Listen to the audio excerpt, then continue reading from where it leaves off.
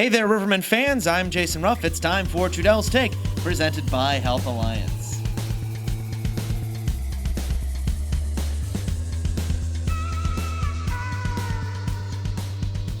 Jason Ruff joined once again by Rivermen head coach Jean-Guy Trudel and a little guest, Guy. Who's your guest with us today? Oh, just a bear. The bear just decided to come today and just join us for the little episode. We had a recovery day here in Peoria, so it's nice to, a few dogs here. And we did it last year. It started last year, and now we have 3 in the room just running around all over the place. And how old is Bear? He looks so cute. Bear's like 15 weeks. He's still a baby. He's getting used to this place. Yeah, he wants to explore. He wants to go onto the desk. Hi, Bubby. I'd hope Bear's a hockey fan. He shoots the pucks around. He goes chases after him, shoots the tennis balls around. He has fun, and hopefully he just gets adapted pretty well to the locker room so we can have fun all year. And it's fun for the boys, too. Last year we had Stella, and now we have Ralphie and Bear added to the mix, so it's a lot of fun. Oh, and a lot of hockey going on in the Trudel household. Obviously, the big news going on right now that Tristan Trudel is with the Rivermen. As a father and as a coach, how has it been to coach Tristan Trudel, your son? It's good right now because he's mature enough to understand the situation that when we're at the rink, for me, it's my livelihood. It's what I do for a living. So the Rivermen's always been, really important for me. And he understands that, and he feels fortunate that he's got a chance to make the team. And now we'll see what happens. Of course, with the ECHL cut down right now, there's a lot of players available, and we'll see how he does. But I'm really proud of him. He pushed hard, and he's looking pretty good right now. But like any other player, it's up to him if he really wants a spot. He's got to do a little extra every single day. Now that's the coach speak. As a dad, what's it like to have him on the team? It's fun, but I won't lie to you. When I'm here, it's all business. We gotta. My job is to win and to bring a championship to Peoria, so whatever it takes. And, of course, you're pushing for him as a parent. You want him to succeed in the game he loves. But, like I said, it's up to him, and we'll see what happens after that. But no matter what, he knows I love him. And before we started this little adventure, we made sure that we had a good talk about everything that could happen. So he's prepared mentally for both ways. And I think the kid matured a lot over summer. Before we go any further, by the time we're recording this, it is your birthday. I'd be remiss if I didn't wish you a happy birthday. This is also the start of your 10th year of coaching. Happy birthday. What are your thoughts and emotions going through as you hit this birthday and as you get set for this 10th year coaching in Peoria? The birthday part, I don't want him anymore. I want to stay young, so it's just a year older and chunkier. And chunkier? But we it was good this morning. Of course, I have a great family, and they make sure they celebrate, and they make me feel important. But they do that every single day. So when you get older, you're just kind of, it's for me. It's right now we're in training camp, so I'm trying to, and I have to send the roster in. So for me, that's the important thing. And birthday, I might have a little drink tonight to celebrate it. But right now, it's all business, and I'm trying to build the best hockey team possible. You got Bear back here. Oh yeah, somewhere. Bear. He's around for your birthday. Roaming around, yep. He was back there, now he's somewhere. But also, Guy, this will be your 10th year of coaching. You've seen a lot of good teams, a lot of good players come through here. What makes this team unique? You have a lot of returners. You have a lot of new guys. You also have a lot of new guys who both are in their rookie season of pro and have played a lot of hockey at this level. Yeah, it's different. It's kind of a transition year. We lost a lot of high-end talent and leadership, so it's. I think it's more rebuild. I love having young players and developing them and teaching them. The problem is the loss of leadership. I think that's what's the biggest thing right now that we have to, and I don't want guys to change. I want them to be themselves, but I think somebody will have to step in those kind of big, important roles to make sure that I always say your teaching is done on the ice, but the locker room is theirs.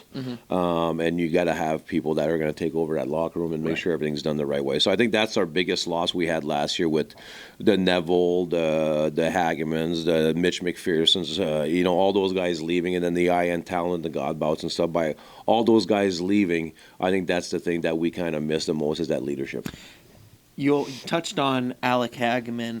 What is going to be the dynamic? Because I know some people, I'm sure, are very curious what the dynamic is, you being the head coach, him being the associate head coach, especially games on the road. explain what that dynamic is and how that dynamic is going to help you and the staff really get these guys going. Well, the dynamic is kind of the same. I mean, Alec is here every single day with me, and we build a team up. So for me, my role does not change. Mm-hmm. The only thing that will change is I'm going to miss some road games. I was lucky enough to have an owner that understands that I have a tremendous passion for youth hockey also. Mm-hmm. And I'm trying to build that program into being a top travel program here in Illinois. So I'm working on that a lot. And, I felt like I gave 9 or 10 years of my life to this. So for the youth hockey program season, which ends in February, most road games I won't be there, and I wouldn't have done this if I didn't have a guy I trusted. And we're lucky enough that Alec Agaman's going to be there, and then Eric Levine's also going to help on the road. So I'm surrounded by great people that I trust on the road, and I always say games are pretty simple. I mean, the coaching is all done in the week, and the pre-scout and everything else, and the video session. So that's still all me and Alec helping. So, and then every home game I'll be here, but on the road I'm going to miss a few road games here and there to make sure I'm home here with youth hockey, and I'm lucky enough to have an organization that accepted that. Speaking on that youth hockey, your passion, how has that organization, that program grown by leaps and bounds in just the last couple of years? It's been fun. It's rewarding because you can teach pros and they do get better. Yep. But it's amazing at a certain age groups how the development goes fast. Right. It's crazy and it's fun. It's rewarding. It's frustrating. But I felt like for some years, Peoria kids did not really get a chance to play NCAA hockey. And I felt like if we give them a good base of instruction every single year, done the right way, I feel like they're going to get more opportunities of playing college hockey, which is a dream of most American kids. And so I'm lucky enough that Peoria Youth Hockey allowed me to do this year. And I started last year a little bit more. This year I'm all in. So we'll see where it goes. But we're really excited right now. We're only 2 months in the season, and it's been amazing what I see right now. And we have great kids also. You can teach anything you want. If you don't have the buy-in by parents and kids, it's not going to work anyways. But everybody's buying in to get better, and it's a lot of fun teaching them. Is that the biggest challenge with kids, commensurate to pros, is not only getting the buy-in, not only from the kids themselves, but also the parents? Absolutely. So yes, because at the end of the day, it's a pay to play. Right. So if you don't have the buy-in from parents, it's very hard, because to change a culture, there's different things you got to do, and it's not always, peachy and nice. Sometimes you have to be a little bit harder to make sure they get out of their comfort zone. They understand what the expectations are, and for that, if you have the backing of the parents, it's a big plus. Because I always say, if you just had kids, that would just do what you want to do, it'd be fine. But you have to make the parents understand why you're doing this, and we're trying to put those youth hockey players in the best situation possible. And if they do, I always say it's not all of them that want to play college hockey, but for the guys that want to play and girls that want to play college hockey, now they're going to have a great background of coaching, and now hopefully they just continue with it and have a chance to play at the highest levels. So I'm sure I'm going to miss some things here. You have your hands, obviously, in the Peoria Rivermen. You have the hands in the Peoria Mustangs, the junior hockey program, NA3HL. You have your hands in Peoria Youth Hockey. You have your camps. You have True Hockey during the summer. And again, I'm sure I'm missing a couple other ones you have your hands into. What's the Jean-Guy secret to avoid complete burnout and to do all the great things and have your hand in so many different areas of hockey here in Peoria? What's the secret? What's the secret for you to be able to do a great job that you do every single day? Why are you good at what you do? I love it. Pretty simple, right? Pretty simple. For me, it's I have a tremendous passion for the game. And, even if sometimes you do get tired, when I understand that, it's a little bit like a golf game. One good shot brings you back. Right. It's just like when I teach youth hockey at night, late at night, and I see something you've been teaching for a week and they just do it perfectly, and now it's in their long-term memory that they just do it every single time. That's why you teach, and that's what kind of brings you back every single day to want to teach those young players, and the pros is the same thing. And it's a lot easier with the pro team because one instruction and they usually do it well the second time. Yeah. The youth hockey, it's a lot more patient, but I just love the game, man. And I I'm fortunate. Being thankful to me is a big thing that we try to teach here in Peoria. And I wake up every single day. I have a chance to coach hockey, have fun, make great connections, start great relationships. With junior players, youth hockey parents, pros. So, what else can a man ask for? So, no, I got a good life, man. I'm sorry, I missed one. Love the game and 24 hours at the beach house in Michigan. That was fun. That was fun, buddy. Me and Angie had a blast there in Cocoa, so we appreciate you and your parents, buddy. That was you guys have a beautiful home there. That was a good vacation. I needed that one. Yeah, 24 hours. 24 hours. This is what the Trudels did in 24 hours in Michigan. Come in, got the grand tour, tour at the Blueberry Farm, go down to the beach, spend a couple hours at the beach, come back, get dinner. Have a nice dinner, have nice drinks and hockey conversations at night, wake up at 5 in the morning to go fishing, and then come back, do a little bit of shopping in downtown South Haven, and then go home. That's 8 things all in 24 hours. That's awesome. That's pretty much my life right there. No, it was great. It was well needed, and it was fun, and I told you how much the experience of, I've been fishing a lot in my life, but just kind of, I know it's not sea, but it was kind of deep sea fishing, and it was a lot of fun. I learned a lot from your father, so it was a lot of fun for me. I just really am bummed you couldn't reel that one in. Oh, let's stop talking about it. Like, I know I missed it. I know. I tried my best, man. Hey, sometimes those fish, man, they don't want to be caught. Correct. Switching gears a little bit back towards the Peoria Rivermen, coming off that exhibition game in Clarksville, Tennessee. First and foremost, gorgeous arena. F&M Bank Arena really rolled out the red carpet for both the Rivermen and the Huntsville Havoc. But despite the loss, what were some of the really good things that you saw that were either on tape that you can fix or that you saw and was like, yes, they're getting that concept? Puck possession. I was really happy. Our decor, we closed extremely quick. We got the puck back. We made some really good plays through the middle of the ice. We talked about interior play all the time here in Peoria. Great plays through the middle.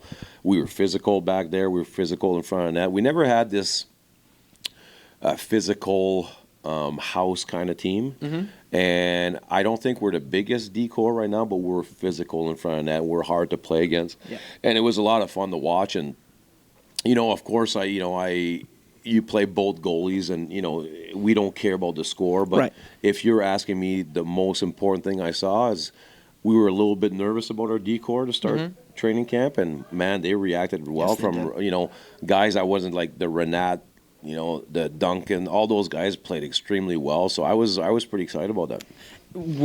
I remember calling the game with Tommy Pecoraro, Evansville's broadcaster. He was guest color commentator. We both made mention that this feels and has the intensity of a regular season game. Did you sense that as well on the bench, and was that a positive, something you wanted to see for an exhibition game? Yeah, we wanted pace, and we actually, in the locker room, I was lucky enough to play for a long time. I know how your first exhibition is after you haven't played, because you cannot duplicate what you do in a game in practice. No, you can't. So we asked for one period. That's the truth. So in the locker room, we're like, let's just try to go all out for one period and see if we can play at pace for one period. And then the second and third, we knew we were going to have to survive. We had a few bumps and bruises. 1D didn't play the whole. So we knew we had to survive. But the pace I saw in the first period by both teams was exceptional. It was like a regular season game right away.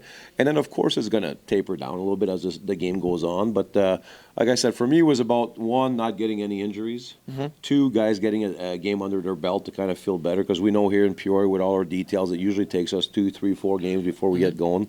And 3, I love the puck possession in our decor. That was important for me to see, and it's amazing what one game does to build a lot of confidence for a coach for what he has as players. So it was a lot of fun.